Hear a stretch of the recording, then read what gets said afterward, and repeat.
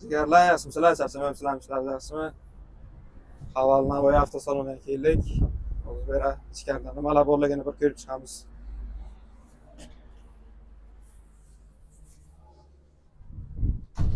Maşallah. Kelib tashabbuslarga buyurzer.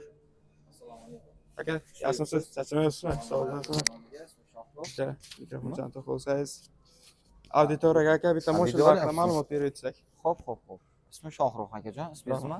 Amirxon aka. Amirxon aka, tanishganimdan xursandman. Xush kelibsiz bizning avtosalonimizga. Aka. Xo'p, avtosalonimizda hozirda 6 xil model sotuvda mavjud. Qanaqa modellar aka? Bitta modellarni shu ko'rsatib o'taylik bir. Ko'rsatib o'tib ketamiz. M6 modelimiz hozirgina sotildi avtosalonimizda. Showroomdan chiqarib berdik mijozimizga. Giulio modelimiz mana yaqinroq kelsangiz, Giulio modelimiz. Aha.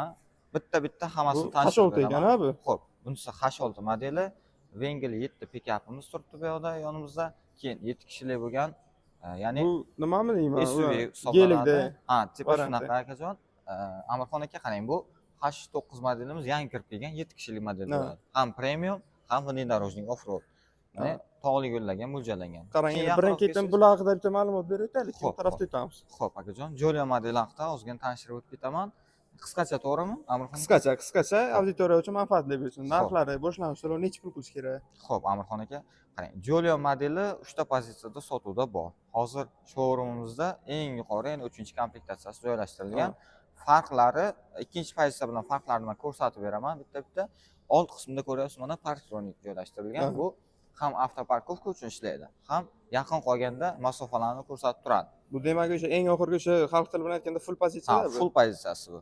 Yaqinroq olib kelsangiz, mana qolgan farqlari salon ichida bo'ladi. Ya'ni tashqi ko'rinishi bir xil. Diskussiyalar ham 18 razmerlik, xuddi shunaqa kumxo balonlar joylashtirilgan.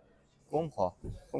Salon ichida asosiy farqlari. Mana yon tomonga bitta qarab o'tib ketsangiz, ko'rinmas zona nazorati joylashtirilgan. Bu faqatgina 3-pozitsiyada bor. Ikkinchi pozitsiyasida yo'q. Yo'q, ikkinchi pozitsiya, birinchi pozitsiyada yo'q. Keling, yaqinroq mana. Head-up display, ya'ni head-up display bilasizlar nimaga ishlashini. Ya'ni tezligingizda yoki marshrutlarni tabloda ko'rsatib turadi. Ya'ni tabloni lavoy oynada ko'rsatib turadi. Lekin qulaylik bo'lish maqsadida. juda zo'r ekan lekin gap yo'q. Shaxsan o'zim ishlatib ko'rganman. Juda ham qulay. Panoramalar ham bor ekan mana. To'liq panorama tom, adaptivniy kruz kontrol, isitish, sovutish, elektrosideniyalar, bundan tashqari orqa sideniyalari ham mana isitadigan beskучёй достуp perforatsiyalik. E'tibor bersangiz, mana yaqinroq olib keling, ko'rsating podpischilarga. Kameraga ko'rinadi mana. Ko'rinyapti. Bu nima? Mana sideniya avagrislari ham bor ekan. Avagriff sideniya bor. Ya'ni bu nimaga ishlaydi? Siz yozda yurasizmi, qishda yurasizmi? Yozda yursangiz orqangiz isib ketmaydi. Havo aylantirib berish uchun ishlaydi. Ya'ni sifatli koja ishlatilgan. Ana shu ikkinchi pozitsiya bilan farqlari shu. Aka. Endi H6 haqida ham bitta ma'lumot berib o'taylik. Xo'p, buni narxlarini aytib o'tib ketasiz. Bu narxlarni aytgansiz. 279 million 900 ming so'mdan boshlanadi Giulio modelimiz 329 million 900 ming so'mgacha.